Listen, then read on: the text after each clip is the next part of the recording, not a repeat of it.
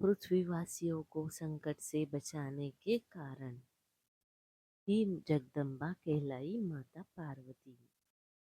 एक समय पृथ्वी पर लगातार 12 वर्षों तक भयंकर अकाल पड़ा। अकाल के समय न कहीं पर बादल दिखाई दिए, न ही धरा पर कहीं हरियाली। सभी झीलें, तालाब, नदी, नाले सूख गए। समस्त सृष्टि में हाहाकार मच गया। प्राणी जल की बूंद बूंद के लिए तरस गए तथा भूख से निष्प्राण हो तड़पने लगे। इंद्र देवता को प्रसन्न करने के लिए लोग तरह तरह की प्रार्थना अर्चना करते, मगर मेघ थे कि गायब ही हो गए। किसान अपनी सोने जैसी धरती के बंजर हो जाने के भय से हर समय प्रार्थना में लीन रहते। सूर्य अपने प्रकाश को जिसे अग्नि के रूप में धरती पर डाल रहा था, उसे समस्त जीव जंतु अकाल मृत्यु को प्राप्त होने लगे। भयंकर गर्मी में एक किसान ने अचानक अपने खेतों में हल जोतना शुरू कर दिया। संयोगवश शिव पार्वती जी भ्रमण करते हुए वहां पहुंचे। कमजोर शरीर वाले उस किसान को बंजर धरती पर हल चलाते तथा पसीने से लथपथ हुए जब माता पार्वती ने देखा तो उनका हृदय पसीज गया।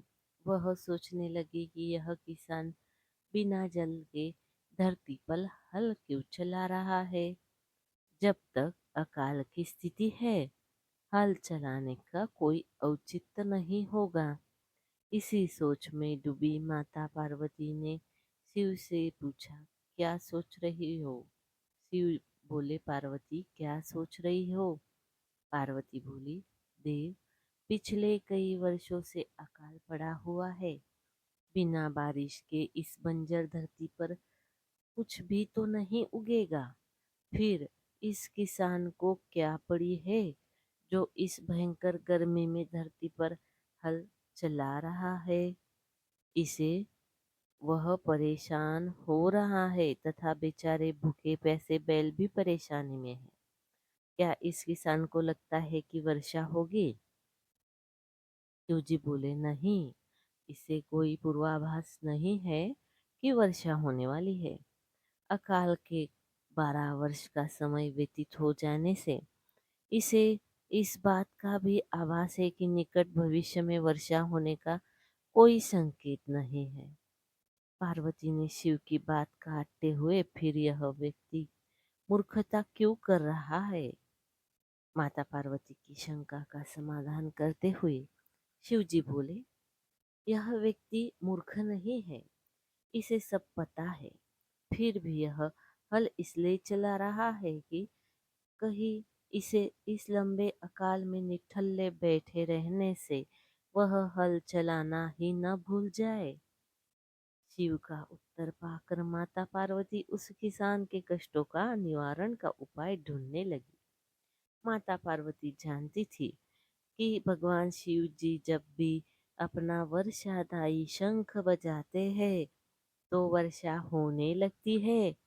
उन्होंने शिव से कहा, प्रभो, किसान यह सोचकर कि कहीं वह हल चलाना ही न भूल जाए, इतना कष्ट उठाकर हल चला रहा है, लेकिन आपने भी तो इतने वर्षों से अपना वर्षादायी शंख नहीं बजाया है।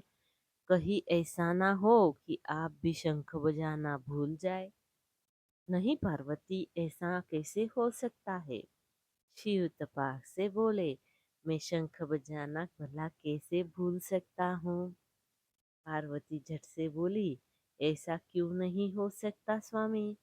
इतने वर्षों से आपने शंख नहीं बजाया, ऐसे में हो सकता है कि आप शंख बजाना ही भूल जाए। नहीं पार्वती, मुझे शंख बजाना आता है और अपना शंख बजाना न तो मैं भूला हूँ ना ही भूल सकता हूँ। शिव ने पार्वती की शंका निवारण प्रयास में कहा, मगर पार्वती अपनी जगह अड़ी थी। कहने लगी, प्रभो, यदि ऐसा नहीं है तो एक बार बजा कर क्यों नहीं देख लेते।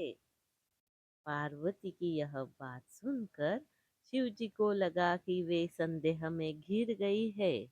संदेह निवारण के लिए उन्होंने तुरंत अपनी झोली में से वर्षादाई शंख निकाला और पूरे वेग से उसे बजाने लगे। बस फिर क्या था, शंखनाद होते ही समुच आकाश में मेघ घिर आए। काले रंग के घनघोर बादल आकाश में हो और बारिश ना हो, ऐसा भला कैसे होता। शिव पूरे वेग से शंखनाद करते रहे और मेघ भी पूरे जोर से बरस पड़े। देखते देखते मूसलाधार बारिश होने लगी।